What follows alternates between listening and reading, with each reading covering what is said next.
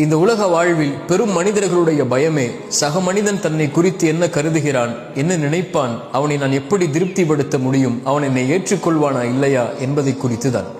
இந்த பயத்தை எவன் கடக்கிறானோ, யார் கடக்கிறாரோ அவரே வெற்றி அடைந்தவராக மகிழ்ச்சி அடைந்தவராகவே வாழ முடியும். இல்லை என்றால் உலக வாழ்வு முழுவதும் பிற மனிதனுக்காக வாழ்ந்து மறைந்ததாகவே ஆகிவிடும்.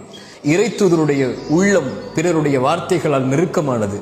அல்லாஹ் கூறினான் அந்த இறைத்தூதருக்கு, நபியே, உங்களுடைய உள்ளம் அவர்களுடைய வார்த்தைகளால் நெருக்கமாவதை நான் அறிகிறேன். நீங்கள் அதை குறித்தெல்லாம் கவலைப்படாதீர்கள். அதற்கெல்லாம் நீங்கள் பதிலளிக்கவும் தேவையில்லை. என்னை புகழ்ந்து விடுங்கள், என்னை சிரம்தாழ்த்தி வணங்கி விடுங்கள் என்று இறைத்தூதருக்கு இறைவன் அறிவுரை கூறினான். படைப்புகளை திருப்திப்படுத்துவது உங்களுடைய நோக்கம் அல்ல. படைத்தவனை திருப்திப்படுத்துங்கள்.